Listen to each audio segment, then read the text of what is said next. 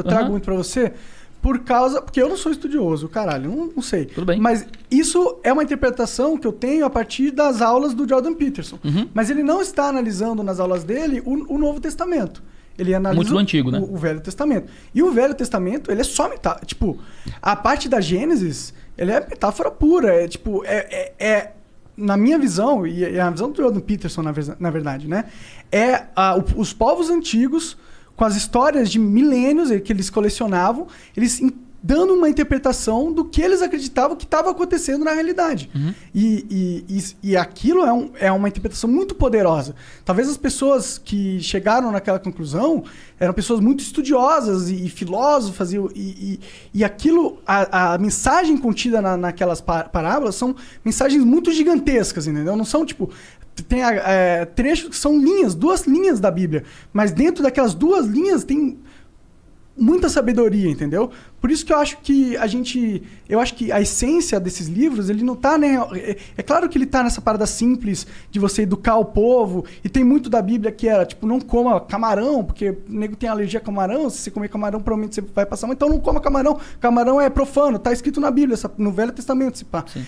Isso é uma característica da Bíblia social, de comportamento humano. Mas eu acho que essa parte do fundamento, a parte da Bíblia que tenta explicar a nossa origem, tenta explicar por que a gente está vivo, ela é muito rica, é muito metafórica, e não dá pra gente ter uma interpretação conclusiva dela, sabe? Ou com uma conclusão apenas. A grande questão é assim, a Bíblia ela é um livro que compila vários livros, né? O nome Bíblia vem de biblioteca, né? A ideia é que tem 66 livros ali na Bíblia protestante. Então, existem vários gêneros literários na Bíblia. Muitos teólogos vão argumentar, por exemplo, que os primeiros 12 capítulos de Gênesis é literatura poética, né? Há muita poesia e tal. Você entra na literatura profética, Isaías, Jeremias, metade de Daniel, profetas menores, tem muita alegoria ali. É alegoria pra dar e vender, que aí você tem, que é metáfora pra caramba. Mas você tem muito gênero narrativo. Você tem gênero epistolar, que é uma carta, né? O melhor exemplo que eu posso dar é que uma carta de Paulo é uma mensagem no Zap Zap, sabe? Então a mulher manda mensagem e diz, meu filho, vai ali no mercado e compre pão. Você não chega com um livro. Não, imaginei que você estava falando do pão pra alma e tal. É pão, é carioquinha. A gente chama carioquinha, pão francês em Fortaleza. Né? É pão francês, é pão, porque você lê a mensagem e interpreta o que está dado por causa do gênero literário. Agora, se a mulher manda uma poesia, o livro dos Salmos é poesia. E o livro dos Salmos é cheio de mensagens difíceis, poéticas, é um texto poético. Você escreve uma poesia, tem toda essa característica. A mensagem central acerca de quem é Jesus, o que ele fez, quem ele era, vem de textos narrativos e de textos epistolares. Eram cartas em que um pastor está instruindo a sua igreja, explicando com a lógica greco-romana mesmo, de forma bem clara, alguns pontos. E é uma narrativa muito simples no relato de Jesus. Com seus discursos, com o que ele fazia, de onde ele ia, de onde ele saía e ia para o outro lado. Quando você tenta argumentar que não, isso é uma grande metáfora política, na verdade isso não é isso, é aquilo, demônio não é demônio. Tá? Isso é não respeitar a análise do discurso. Isso é ciência, não é simplesmente opinião. A gente aprendeu que interpretação de texto sempre é opinião, e nem sempre é.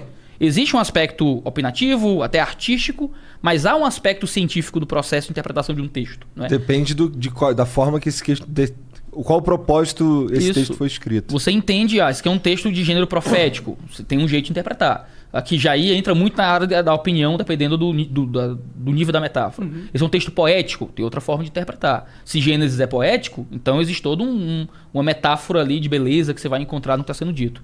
Os evangelhos não são poesia, nem metáfora, nem nada assim. Não são narrativa. Isso é um consenso dos teólogos? Cara, é um consenso. Pra você encontrar um teólogo dizendo que os evangelhos são uma grande metáfora política, para o que quer que seja, ou alguma outra coisa...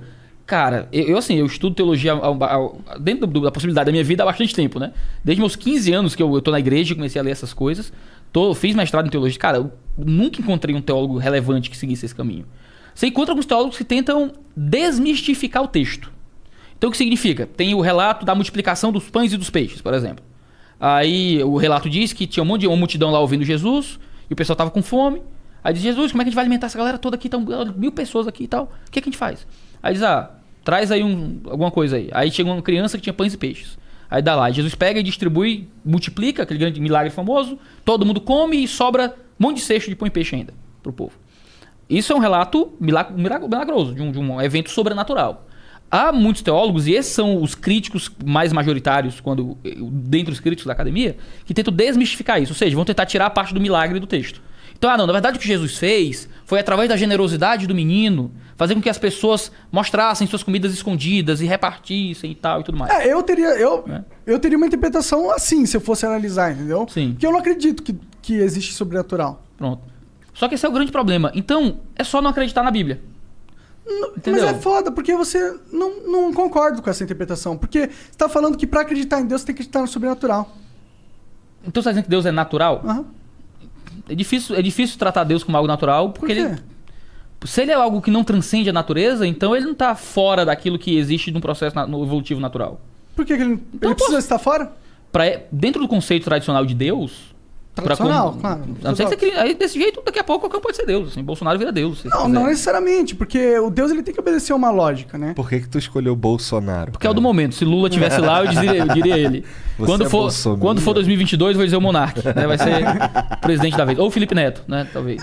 É que, tipo, eu acho que você ter que forçar a aceitar milagres ou aceitar o sobrenatural numa mente cética moderna, não acho que é o caminho para a religião. Eu acho que isso é você bater em ponto de faca. Porque eu nunca vou acreditar em sobrenatural. Não importa. Eu acredito em Deus, tá ligado? Mas eu acredito que, por acreditar em Deus, eu acredito que ele pôs as regras claras. E não vai ser nenhum humano, Jesus ou caralho, que vai nascer e vai quebrar essas regras, tá ligado? Eu não acredito que Jesus era Deus. Não acredito. Não acho que faz sentido. Eu acho que o máximo que Jesus poderia ter sido, na minha visão, foi um cara genial, um filósofo genial, um intérprete da sabedoria passada de milênios e milênios durante a humanidade, entendeu? E esse cara teve a genialidade de condensar essas histórias e ser um avatar para elas, pelo qual eles pode ter criado uma organização na época que perdurou até hoje e ela foi muito importante para nossa sociedade. Mas eu nunca, na minha visão de vida, nunca vou conseguir imaginar Deus ou Jesus como um mago ou alguém que realmente tinha poderes de transformar água em vinho e tal. Eu imagino eu acho que a sabedoria divina, a verdadeira beleza dessa porra não é que Deus vai dar poderes mágicos pra gente, entendeu? É que se a gente conseguir realmente parar pra pensar o que é Deus de verdade, e a partir do momento que você meio que identificar o que você acha, agir de acordo, os milagres acontecem, mas não é porque é milagre de verdade. É porque vai parecer milagre, tá ligado? Porque você não vai acreditar. Se você não acredita em Deus, você não vai acreditar que é possível as coisas. E aí você passa a acreditar, milagres começam a acontecer. Eu acho que vem disso. Eu não consigo ter essa interpretação mágica. Caralho, pensei que ele fosse chorar. Por um segundo eu imaginei também, mas... Cara, ainda bem... Nesse ponto, cara, eu fico feliz de não ter tido esses 3 anos sabáticos do Monark, que ele ficou lendo e estudando toda essa porra aí. Porque eu sempre... Se alguém me pergunta, eu falo, cara, eu só não sei. Não sei, cara. Mais fácil, né? Eu não sei, eu não pensei o suficiente sobre isso, cara. Tá Mas ligado? o ponto que o Monark colocou, é isso que eu tenho dificuldade de acreditar, do lado de cá, né?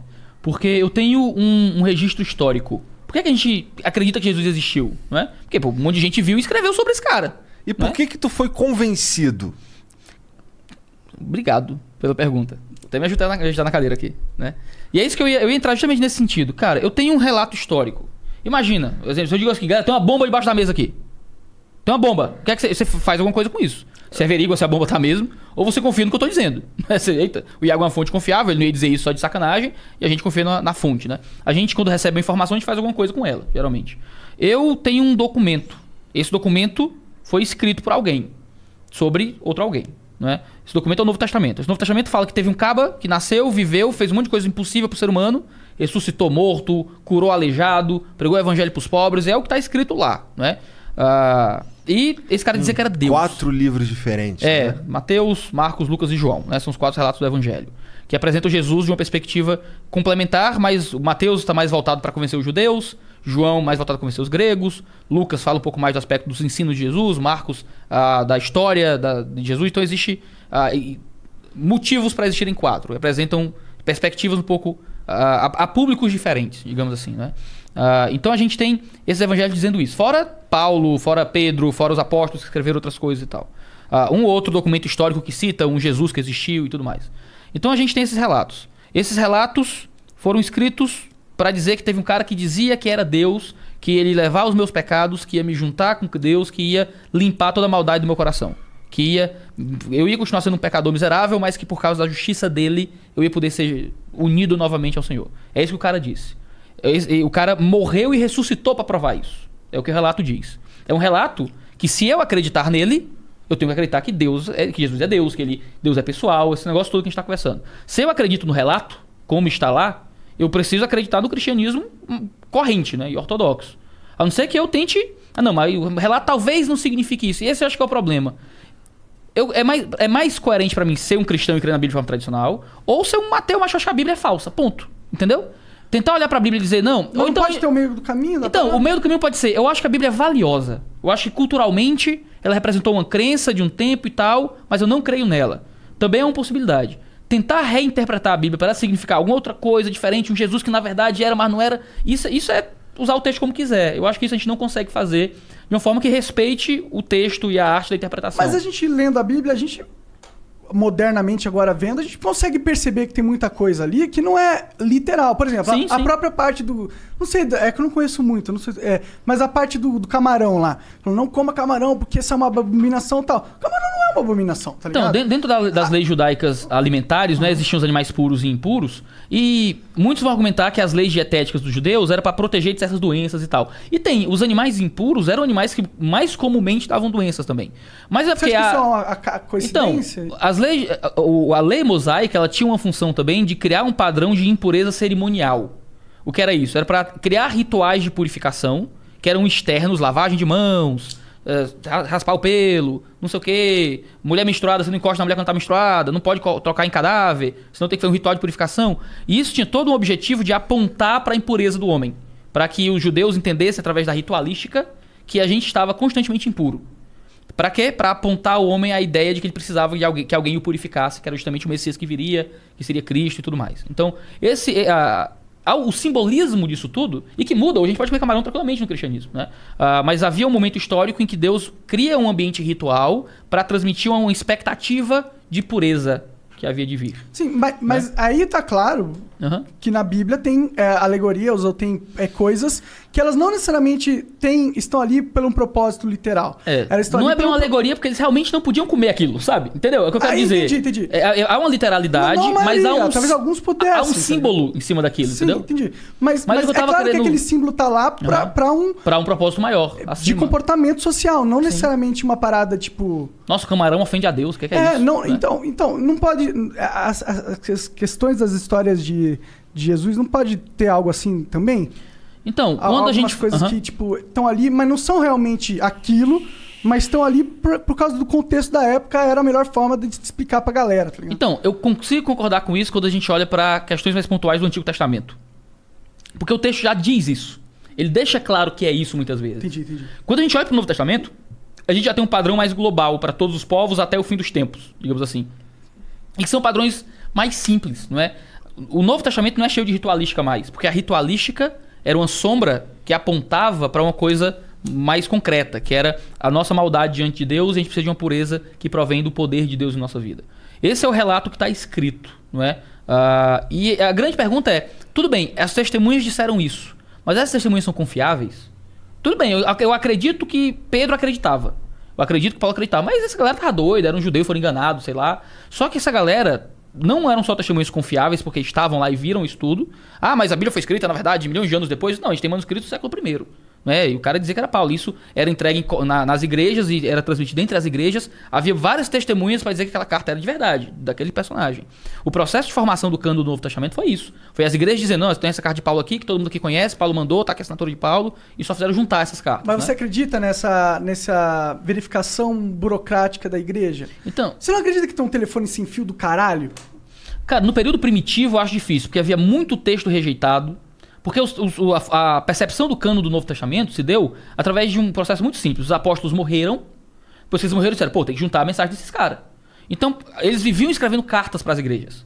Então, essas cartas eram circulares, né? Ia para uma igreja, ia para outras e ficava circulando, faziam cópias das cartas para ler em outros lugares e tal. Então, vamos juntar o que a gente tem aqui. Então, tinha três coisas que eles procuravam. Tinha que ter traços de apostolicidade, não é a carta do Chico das Couves, é de um cara que estava lá ligado a Jesus. Tinha que ser de uso corrente das igrejas. Não podia ser, eu tenho uma carta de Paulo aqui, ó, do meu bolso aqui, que só eu conheço, ninguém mais viu. Não, aí não sei, né? Paulo mandava umas cartas assim, o negócio era pra todo mundo. E tinha que ter coerência interna e externa. Os textos tinham que estar dentro daquele corpo de doutrina que era comum e conhecido de todo mundo.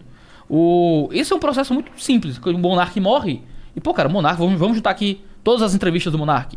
Eu tô simplesmente seleciono tudo ali junto ali e tá aqui, né? Não, mas eu tenho uma entrevista aqui do monarca aqui com a voz de pato. Não é que, na verdade, o monarca fala com a voz de pato, que eu juntei aqui, tá meio picotado e tal, mas é de verdade, hein? Aí, mas ninguém assistiu esse negócio aqui, tá meio estranho, não parece o monarca falando. Isso se rejeita, entendeu? Se junta... Então, o processo de formação do cânon do Novo Testamento não foi tão burocrático assim, era um processo muito simples. Mas esse processo aí, eu entendo, eu concordo que ele deve ter... Eu visualizo, mas eu vejo esse processo, não é um processo infalível. Eu acho que algo vai se perder no caminho. Se perder, com coisas certeza. Vão se mudar de alguma coisa. Eu não sei, o meu ponto, meu argumento é... Eu tô construindo aqui a resposta. Claro, meu argumento... Desculpa. Não, tudo bem, o flow é isso, eu sei. O meu argumento é difícil você pegar e falar que em 2000 anos, a mesma mensagem de 2000 anos atrás se manteve 100% fiel do que era até agora.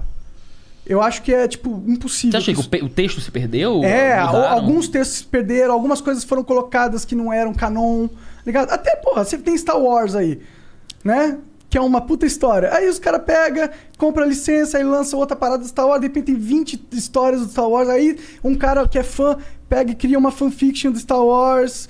Imagina isso em 2000 anos, e sem internet, sem digitalizar, sem ter carta, tudo do boca a boca. Eu duvido. Não, carta tinha. Mas mesmo assim, muitas cartas se perderam. Sim, mas se perdeu, certamente se perdeu várias coisas. E vai saber quem transcreveu, se transcreveu certo, às vezes errou. Sim. Não de propósito, entendeu? Só esse é o único argumento. Assim. Existe uma ciência que lida justamente com isso, se chama crítica textual. Né?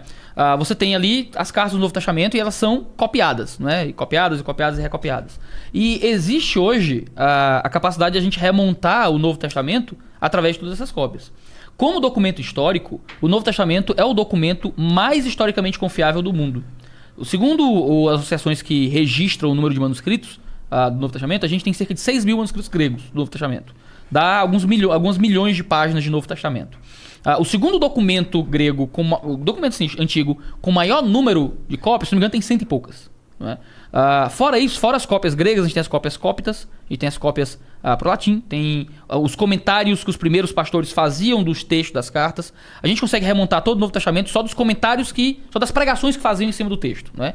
Então, outros julgam que juntando todos os manuscritos, a gente tem mais de 100 mil manuscritos do Novo Testamento, só do Novo Testamento. Isso é o documento histórico com a maior possibilidade de verificação de fonte que existe no mundo. Então, quando diz, esses manuscritos existem. Existem. Tem uma instituição americana que está digitalizando todos eles. Eles estão meio espalhados pelo mundo, em bibliotecas diferentes. E hoje em dia você acessa vários deles na internet. Da hora isso. Legal. Então eu entro, olho lá e tal, e confiro. Existem diferenças entre alguns manuscritos. Tu diz, mas o cara copiou errado. E sim, você pega os manuscritos e um pulou uma palavra que o outro não tem. Tá, um escreveu uma palavra errado. Um tentou corrigir um negócio que ele achou que estava meio errado e botou assim. Só que a gente tem tanta cópia que é fácil averiguar qual é o texto original. Entendi. Cara, olha só, é coisa de Deus isso aqui, viu? Foi o Senhor Jesus. Eu trouxe um livro pra vocês aqui, eu vou dar já. Tá. Até esqueci, eu botei aqui do lado aqui, esqueci completamente. Mas eu trouxe a malinha, na malinha que eu coloco nas coisas do trabalho, sabe? Aí tá aqui meu iPad e tal. E eu tenho aqui um Novo Testamento grego. Não é? Caralho, da hora. Deixa eu explicar esse processo pra ti. Quando o Novo Testamento, você tem lá um monte de documento, um monte de papiro antigo que não tem os papiro antigo. O que é que as equipes fazem? Várias equipes de especialistas pegam esses manuscritos todos, mapeiam e comparam e tentam bater qual é o texto original. Não é? Isso é um Novo Testamento grego, né? Neste lado, de versão 27. Tentar na 28 já, mas eu não comprei. Eu uso no computador. Aí tá aqui. Em grego? Tudo? Grego, tá grego. Tudo em grego. Por que tu tem um livro em grego? Pra ler. O livro é grego. Você lê em grego? Leio. Eu não sou lá um grande erudito, não. Mas eu consigo ler, cara. Você quer que eu leia alguma coisa aqui? Eu quero, velho. Só pra ouvir você falar em grego. Ih, vamos me corrigir minha pronúncia. Cheio de sotaque cearense, é uma porcaria. Deixa eu ler alguma coisa aqui. Deixa eu ler João 1. Este é Proicat, só rato Proicat. É quase isso. Não, tinha que ler João 3,16, que é o único que eu sei de cabeça. É que tá ruim de achar aqui. Deixa eu achar aqui. Que não tem coisinha. Tá aqui. Kata Johannes. Eu gosto. João 1. Enache en hologos kai hologos en prostonteon kai theos en hologos. Foi o que eu disse. Tem 3 Alguma logos coisa aí. logo. Tem 3 logos, né? O filho do pai e do filho do Espírito Santo também. Não. Enarque é no princípio, não é? Enarque, enrologos é no princípio estava o logos, estava o Logos é, verbo. inclusive, um conceito bem interessante. Bem grego até, bem grego, que o João se apropria para explicar, é muito legal. Aí ele diz kai é o i, né? Kai rologos, né? E o logos en proston theon, né? E o logos estava com Deus. Então no princípio havia o logos e o logos estava com Deus. Kai theos en rologos e o Deus era o logos, né? E o logos era Deus. Então é justamente a ideia de que você tem o filho, que o filho era Deus e estava com Deus, que já é o que Deus começo. É o Logos, né? É? Que o Logos vem de lógica, não vem? Vem de lógica também. Mas o conceito de princípio, eu vou fechar os parênteses que a gente tá Tá bom, abrindo. desculpa. Eu lembro de todos, não se preocupe. Que bom que você não é uma coisa. Se eu entrar nesse mundo aí ferrou. Fudeu, não entra. Cara, eu vou botar o pé em cima da mesa e pau no cu de quem não gosta. Pode pôr, cara. Você tá na sua casa, você fala o que você quiser. Finge que tá em casa. Não, eu tô em casa. Como é que eu finjo que tô em casa? Seu bosta. Então o que acontece? O conceito grego de arre e de logos, né, são dois conceitos de o princípio de todas as coisas, e o logos é um conceito da filosofia grega pré-socrática, de que o logos, Heráclito vai dizer que o mundo ele tem um início no fogo e termina no fogo, né, a arre de tudo, a arche, e o logos era o que impedia que tudo virasse caos, né? Era essa energia, digamos assim. E olha só, é bem a tua visão das coisas, assim, existe uma energia que dá ordem para as coisas. Isso é muito pré-socrático, né? Porque como os pré-socráticos estavam brigando sobre arqueado, a gente veio da água, a gente veio disso aqui, veio da terra, a matéria e tal, e o Heráclito falava do fogo. Quando em Éfeso os estoicos começam a evocar de volta a ideia do logos, até Filon de Alexandria vai falar muito sobre o logos da perspectiva judaica, João escreve o evangelho dele nessa ascensão a partir de Éfeso, que era onde estava voltando essa ideia. Então o livro não tinha capa, não era um livro, né? Era um rolo que não tinha sobre o que é esse rolo. O cara abre e tem enarche, enrologos, que é um tratado de filosofia pré-socrática. Vamos ler, né? Ele vai dizer, tinha esse logos, que é essa energia, mas esse logo é Deus. Esse logo estava com Deus, ele criou todas as coisas, tudo veio dele e tal, e ele virou homem e andou entre nós, não é? E ele usa a tua ideia para dizer, ó, esse Deus aí impessoal que tá dizendo, cara, ele virou homem e andou entre nós como Cristo Jesus, sabe? E é muito legal essa ideia que João vai usar um pressuposto da filosofia para poder trazer as pessoas para um ponto comum dele. Né? Olha aqui onde é que a gente está. Né? Na verdade, a gente tem Jesus que é Deus, que é esse Senhor que coordena e dá ordem para todas as coisas. Eu não acho que... Assim, tem a visão que o Monark falou aqui, que condiz mais ou menos com o que eu acho, tá ligado? Mas, por outro lado, eu não sei... Eu acho que é perfeitamente possível que Deus, ele se faça homem e ande entre nós, tá ligado?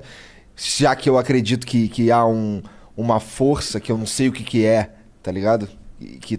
Que rege isso aqui tudo desde o começo e tal. A única coisa que vem junto com essa ideia é que ele precisa de uma autoconsciência, né? Se Jesus é Deus e Deus quis ser homem e andar entre nós, então ele precisa querer. Para ele querer, ele precisa ter uma consciência. E vontade. Mas aí ele virou Jesus, ele deixou de ser... Aí Deus parou de estar no lugar que ele estava? Não, porque é justamente uma trindade, né? É o Pai, o Filho e o Espírito pedacinho Santo. só, cara. Não, mas esse é um dos grandes mistérios... Então por que a gente não é um pedacinho também? Porque eu não sei. Não sei se a gente talvez seja. O grande ponto é que quando o Jesus vem pra Terra, o que a gente tem não é um esvaziamento dos céus, não é? Ele encarna, mas lembra que a gente falou, ele é uma pessoa, mas ele é mais do que uma pessoa, né? Ele não é menos, mas ele é mais. Então, existe um termo bonito na teologia que é a communicatio idiomatio, né? Olha que nome bonito, né? Que fala justamente da ideia de que o Jesus não saiu dos céus quando virou homem, não é? Porque ele era Deus, então ele continuou presente ainda de alguma forma nesse grande mistério da encarnação. Que a gente está lidando com o transcendente, não é? Com o Deus eterno, que é uma complexidade que a gente nunca vai entender em sua totalidade, mas que existem verdades nas quais a gente pode confiar a partir da revelação. Não é? De que ele virou homem, Deus Pai estava lá, o Deus Filho encarnou aqui diante de nós, morreu na cruz e foi assunto aos céus novamente e tal. Né? Então não ficou vazio no céu, algo parecido. E se Jesus... Vou viajar, hein? Consegue segurar essa um segundo? Vai. Eu queria só terminar porque é que eu peguei isso aqui. Não foi só pra me mostrar no grego, não. Certo? Se tu pegar... Não? Não. Um pouquinho, talvez. Mas a gente tem... aqui embaixo, se você reparar... O pessoal da câmera consegue ver aí? Sei lá. Putz, eu não consigo enxergar. Dá pra ver daí? Sim, dá pra ver? Só não dá pra ler. Não, aqui em cima tem um texto grego, né? E aqui embaixo tem umas notinhas de rodapé, tá vendo? O nome mas notinha não, né, cara? Tem quase a mesma quantidade de texto. Essas notas é o chamado aparato crítico. O que é isso? É a diferença entre os manuscritos. Então o cara pega todos os manuscritos que pode. Por isso que as edições vão mudando, que tem a 18ª já que pega outros manuscritos já. Os eruditos juntam tudo, colocam o texto aqui em cima e as diferenças entre os manuscritos vão pro rodapé. Então eles, tem isso aqui, mas no papiro tal tem isso aqui. No bumper tem esse negócio aqui e tal. A gente consegue Tá escrito remontar... em que língua ali embaixo, nas notas? Cara, é uma língua técnica, não tem língua não. Tem tipo um dicionáriozinho que você tem que descobrir pra entender o que é cada símbolo, Tá. que é meio complexo e tal. Entendi. A gente tem que fazer curso pra entender isso um pouquinho. Por isso que existe teologia, né? Porque a ideia é, a gente consegue mapear todas as principais diferenças entre os manuscritos, assim. A gente mapeia porque times de centenas de eruditos juntam pra fazer isso, né? Imagina que, mano, todo mundo quer ter o original da Bíblia. É muito poderoso você ter um documento que se diz original. Então... E não só esse, você tem essa aqui que é um grupo de eruditos da Alemanha, tem outro que é da UBS, que é um grupo de eruditos de outro lugar, tem uns americanos, tá, junta-se e é tudo muito parecido. Então, pelo que você tá me falando aí, a gente consegue reduzir isso pra eu acredito no que tá escrito no Novo Testamento ou eu não acredito no que tá escrito no Novo Testamento. Por quê? Porque aquilo que está no Novo Testamento está comprovado por todos esses papiros aqui, esses papel, esses rolo aqui, velho pra caralho.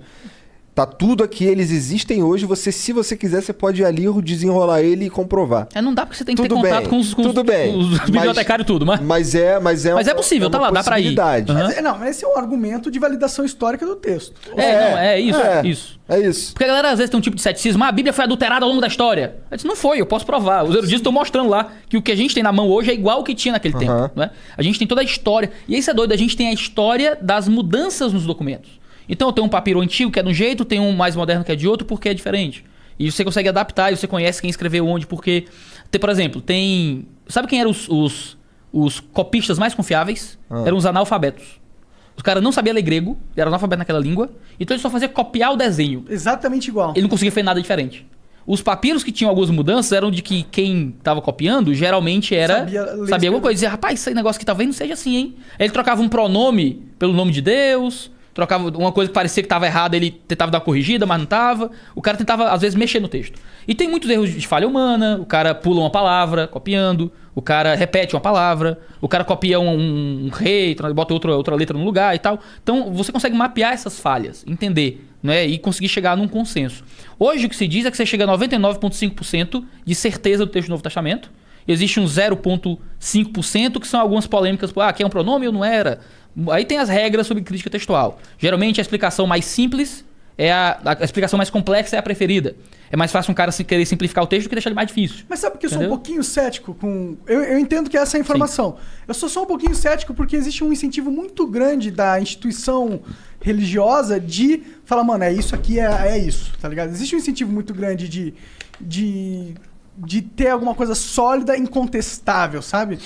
E eu acho que no final das contas o meu argumento é que qualquer documento histórico, qualquer coisa, você não pode interpretar no pé da letra a parada. Depende do que você quer dizer com o pé da letra, você entendeu? O argumento que você deu aqui é que todos esses textos, ele tem toda uma base histórica, esses textos foram escritos lá com o que estava escrito. Aqui, eu te dou... E dentro do propósito literário de cada texto, é isso que eu quero dizer. Não, e eu te dou... eu acredito nisso como verdade. O meu único ponto é que, mesmo isso sendo verdade, a gente agora tem que ler esses textos e tem que entender que existe todo um contexto ali para interpretação. Sim. Não pode você pegar essa parada e achar que, por exemplo, só porque está escrito que eles viram Jesus dividir os pães, Jesus dividiu os pães. Isso não é esse é um pulo lógico muito forte de falar. Só porque está escrito ali e está escrito e é verificado historicamente, ou seja, historicamente muitas pessoas escreveram naquela época que Jesus multiplicou os pão. Dá o pulo para que isso realmente aconteceu, Jesus multiplicou o pão, só esse pulo que eu não dou. Certo. Mas você está falando por causa do texto ou por causa da confiabilidade de quem está escrevendo? O cara mentiu, sei lá. É mais da confiabilidade do contexto social da época das pessoas que... Por mais que a pessoa estava escrevendo a verdade, a nossa verdade... Ela não é a verdade, de verdade. É porque assim, a gente consegue mapear tudo que a gente tem hoje de literatura helênica, né? Que é a literatura grega do período ali do Novo Testamento. E a gente consegue ler outros textos do mesmo período e comparar o Novo Testamento com outros textos do mesmo período, né? Os alemães chamam isso de Sitz in Leben, é o contexto histórico e tal daquela passagem e tudo mais. A gente consegue ter um site, dá pra ver isso na internet, tem um site chamado Perseus, que tem mapeado em grego todos os textos helênicos gregos daquele período. Você entra lá, você faz busca por palavra. Eu quero ver tudo o que falaram sobre morte em grego antigo. E você vê tudo e consegue mapear. E teólogos fazem muito isso. Aqui a Bíblia está falando de morte e tal. O que é que isso significa? Quando Jesus diz, em Mateus 16, as portas do Hades não prevalecerão contra a igreja. que é isso? Aí você bota Portas do Hades, vê tudo que foi escrito sobre isso. Né? Isso, e você descobre o que isso significa dentro do contexto. E tal. Você falando isso me traz o argumento que é o seguinte. Até Jesus, quando falava as coisas que foram descritas ali, que ele disse, talvez tivesse muita... Jesus estivesse bebendo muito das metáforas antigas, quando ele falasse isso. E Jesus usava uma linguagem um tanto poética aqui e acolá, não é? Mas assim, de novo, o texto sabe disso. Eu acho muito legal a gente poder fazer essas interpretações, porque eu acho muito rico. E eu acho que a verdadeira informação na Bíblia tá dessas interpretações que a gente pode fazer. Porque por mais que a gente possa fazer muitas interpretações, existe um limite pelo qual você faz essas interpretações. E esse limite, ele pode ser muito esclarecedor. Porque... você tem certas interpretações que você não pode fazer. Tipo, tem certas coisas... Tipo, você vai vendo os textos... É que eu não tô conseguindo explicar direito, mas você vai olhando os textos... É maconha, cara. É maconha, com certeza. E aí você vai fazendo interpretações dos textos. Mas tem certas coisas que não são... que todo mundo vai ler e vai ter a mesma interpretação, entendeu?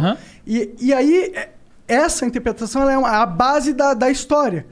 E você poder fazer essas outras interpretações é quando você chega nessa base. Quando você chega no algo que não dá pra interpretar, entendeu? Você entendeu? Eu tô entendendo mais ou menos, eu acho. Que tem uma verdade central e sólida. E aí, como é que eu comunico como que você chega nessa verdade? Não, eu tenho a verdade. Começou. Boa. Eu tenho a verdade. Daí, como é que eu vou comunicar essa verdade aqui pro máximo possível de pessoas? Então, eu conto... Aí essa verdade, ela acaba sendo contada assim... contado assado, contado não sei o quê. E aí, essa galera que tá aqui em cima, eles vão entender aquela mensagem ali de forma diferente. E à medida que eles vão cavando interpretativamente, tá ligado? Eles vão chegar no fundo que é aquela verdade, que é a mensagem que de verdade, a real mensagem que alguém queria passar. Sim, em alguns textos foda. Isso foi o que ele quis dizer, tá? Eu tô explicando monarquês. Muito obrigado. Tu tá lendo grego aí, eu leio monarquês. Deve ser mais difícil, duvidar. Tem que me aturar durante um tempo. Assim, isso é verdade em alguns tipos de estilo literário. Deixa eu dar um exemplo aqui muito claro.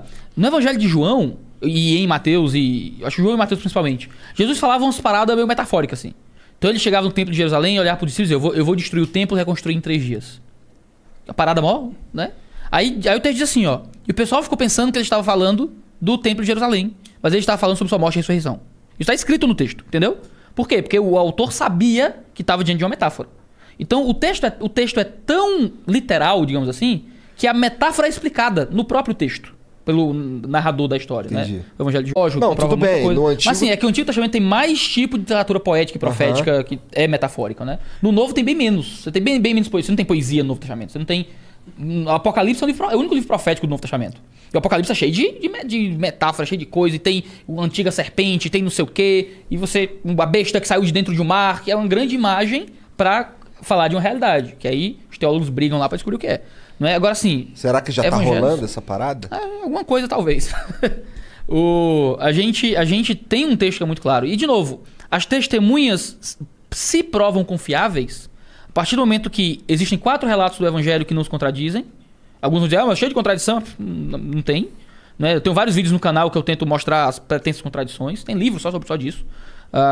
Você tem os relatos de Paulo sobre isso, tem nuvens de testemunhos sobre a esse respeito, e você tem uma grande comunidade de testemunhas disso, que quando foram colocados diante da morte, para dizer se acredita nisso de verdade, não, preferiram morrer.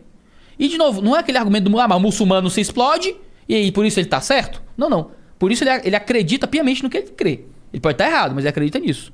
No caso, eu tenho uma testemunha de um evento, dizendo, eu vi, o caba morreu, 3 dias morto na cruz e voltou. Eu vi. O cara escreveu o que viu. Foi colocado diante de piche flamejante. Nega essa parada, adora César, ou a gente te mata. E o cara morreu. Quis morrer. Eu só posso acreditar nessa testemunha. Eu não acredito. Eu acredito na burrice humana. Você acha que... Eu acredito pra caralho. Eu acho que você tem mais fé do que eu. Talvez. Tem que ter muita fé de que... Eu acredito mais no egoísmo humano. De que o cara não vai querer morrer por uma coisa que ele sabe que é mentira, tá ligado? Mano. Morrer numa tortura violenta. Não, ele não precisa saber que é mentira. Ele pode acreditar de verdade. Mano. E aquele cara que tinha uma seita maluca, falou, agora todo mundo a gente vai tomar e tomou um... Todo mundo tomou veneno. Você acha que ele não acreditava naquilo? Então, acreditava. Acreditava. E a seita maluca era de verdade, pô? Não, mas essa é a grande questão. O que é que ele tava provando que ele viu? Não, o que eu quero dizer é, isso não é porque... só prova que a pessoa realmente acreditava. Eu não duvido disso. É isso que eu tô dizendo. Não, eu não duvido disso. Você acredita que quem escreveu acreditava plenamente no que escreveu? Acredito. Pronto. Se ele acreditar plenamente no que escreveu, veja, não é um cara que teve uma revelação sozinho de uma coisa sozinho. São uma série de autores que disseram que viram algo acontecer. O Caba tava morto, fez um monte de milagre e tal, disse que era Deus e agora tá vivo e subiu pro céu numa nuvem. E morreu dizendo isso. Qual é a explicação mais natural pra isso? É que era um delírio coletivo? Coletiva. Você acha que... Onde é que você vê esse tipo de coisa? Em vários lugares. Se olhar na história da humanidade, teve várias coisas de histeria coletiva. Você consegue fazer isso em pequenos surtos. Você tem um momento ali que todo mundo vê alguma parada. 2000 anos atrás, as comunidades eram bem pequenas também, né? Cara, mas você tem Império Romano, cara. Não era assim, não. Era uma coisa bem mas isso aí, diferente. Jesus já tinha morrido há muito tempo. No Império Romano? No Império Romano? Ah, não. Jesus viveu durante o Império verdade, Romano. Verdade. Não é? Tá vendo? Eu sou burro. Não, tudo bem. Não, o Império Romano tava no auge, brother. Tinha as estradas romanas, um negócio sério já. É verdade, é verdade. Não é? Os romanos foram aqui crucificados. E eles dizem, conviveram 3 anos com Jesus. Não foi um negócio assim de um... Não, cara, eu tava numa oração aqui, num jejum, e vi um anjo. Não, eles andaram com Jesus por 3 anos. Jesus morre. Depois que ele ressuscita, fica 40 dias com eles. Ressuscitado. Mostrando e conversando com os discípulos, sendo visto. Né? Você tem um relato que não parece ser o que é comum a histeria coletiva, delírio coletivo ou o que é que seja. Todos esses cenários de delírio coletivo, histeria coletiva, são momentos de surto. Tem uma fogueira, uma música, um negócio lá e aí todo mundo vê a mesma coisa. E se fosse um teatro não dura 40 dias e tal? Não é impossível. Dura 1 hora, entendeu? Não tem como durar 40 dias. Agora um teatro como assim? Teatro, tipo, e se Jesus... Enganou todo mundo. Não. Tinha um irmão gêmeo. Não. E se Jesus, Jesus ele tinha uma comunidade, ele tinha um grupo. Sim. Esse grupo, ele tem regras. Vai saber o que Jesus combinou com os caras, tá ligado? Eles vão morrer pra defender a mentira? Vai saber. Mano, cara, você duvida da loucura humana? Cara, eu duvido nesse nível. Você acha? De você ter 500 testemunhas da ressurreição de Jesus. Tem um monte de muitos vivos, morrerem. Cara, porque tem eles não Maomé, tem vários outros profetas que tiveram coisas similares também. Maomé, não. Não sei, eu não sou burro, eu não sei, não teve. Não teve, desse jeito não. Se o muçulmano ortodoxo aqui estudado, ele não vai... Eu acho que não. O processo de comprovação do Alcorão é bem diferente. É bem diferente. Vamos chamar um muçulmano pica. Você conhece alguém? Eu conheço um cara de São Paulo, mas não sei se ele é tão bom assim, não sei. Eu vou perguntar pra ele se ele me indica um cara que vende tem que ser pica igual tu, assim, saber as paradas. Então vai ser um cara papai. Vai ser um cara... Chama um youtuber. Tem muçulmano youtuber? Deve ter, né? Para de se desmerecer. Cara, deve ter. Não é difícil, não. Pra mim é. Cara, não, você não é meu aluno. Eu vou dar um curso de grego, se você quiser. Boa. Você quer? Tem vontade? Eu dou um curso de grego. Não. Então pronto. Vou lhe dar pra você não assistir, eu não dou, não. Eu espero a tecnologia chegar. Já chegou de tradução. Já chegou. Você pega seu Novo Testamentozinho tranquilo e lê em paz. Exato. Eu estou confortável na minha ignorância, de certa forma. Tá não, senão não tava tendo essa conversa. É que eu sou chato, gosto de discordar. E eu gosto de explicar. Então... Cara, eu gosto de explicar. Sei lá, não sei legal, porquê. Eu tô dando conversa. É divertido. Então se liga. Então tu perguntou, por que é que eu fui convencido? Esse tempo todo foi pra responder isso. É porque eu li um texto de uma testemunha que morreu dizendo que jurou que aquilo é verdade. Morreu porque não quis negar que o que viu era verdade. E o texto é um texto totalmente confiável, que chega até mim com um grau de confiabilidade muito alto. Não é? Eu não consigo negar esse testemunho. Então se alguém grita, tem uma bomba aqui no Flow, eu tenho que fazer alguma coisa com isso. Não é? Eu tenho que correr ou averiguar se é verdade ou não. Quando eu leio o Novo Testamento, diz, Deus viveu, comprovou que era Deus e disse que eu tenho que me arrepender de meus pecados e crer no seu sacrifício. Eu tenho que fazer alguma coisa com isso. Eu fui convencido pelo texto, então eu tenho que crer. Eu tenho que me arrepender e eu tenho que procurar adorar aquilo e viver de acordo com o que ele me ensinou. É por isso que eu sou cristão. Então tu é cristão porque tu estudou sobre o texto. Cara, eu permaneci cristão por isso. Não foi assim que eu me converti, eu era um moleque de 14 anos, me converti por uma questão emocional, assim, e de medo da morte, né, digamos assim, né? A vida parecia não fazer sentido pra mim, se não existisse vida além disso aqui. Eu contei no primeiro Flow, não vou me repetir tanto, né? Vai lá assistir. Pra respeitar o tempo de vocês. Então, por isso que eu fiz uma pergunta diferente dessa vez. Mas assim, com o tempo, isso não... Algumas coisas vão... Cara, mas será? Isso aí, cara, quando eu era adolescente, quem tava na crista da onda era Richard Dawkins. Deus um delírio na biblioteca da escola. Assim, na verdade, o ateísmo é uma moda muito adolescente. Aí eu fui entrando, fui lendo essas paradas, meu Deus. Aí os adolescentes lá, Deus, delírio, Richard Dawkins e tal. Aí eu tive que tentar achar bases mais sólidas pra minha fé. Isso fez parte do processo da vida virar pastor. Assim, eu comecei a estudar pra tentar entender. E com isso eu consegui encontrar informações pra ajudar outras pessoas também. Aí foi daí que vem também o canal do YouTube e tal, de querer ensinar e explicar as coisas que eu fui vendo. Porque coisas que às vezes eu sempre fui nerdinho, né? Eu era um cara esquisito, chato, que apanhava na escola, que não namorava, sabe? Aquela pessoa desagradável, que sabia querer de lei e tal, era meio assim. Isso me ajudou a ter contato com muito conteúdo que colegas da igreja não tinham. Então, como é que é isso aqui? Não, tá aqui, brother, e tal.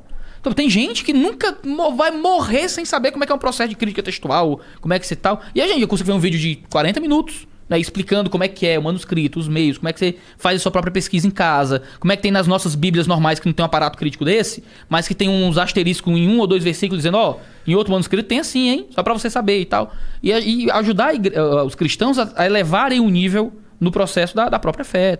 Até pra elevar o nível dos críticos, pra ser muito sincero. Eu entro, cara, eu com todo respeito, com todo respeito do mundo ao programa de vocês, certo? Mas assim, eu tento assistir a galera que fala de religião aqui, né? E cara, eu fico mais crente quando eu assisto, sabe? Eu digo, meu Deus, cara, isso é muito bobo, tá ligado?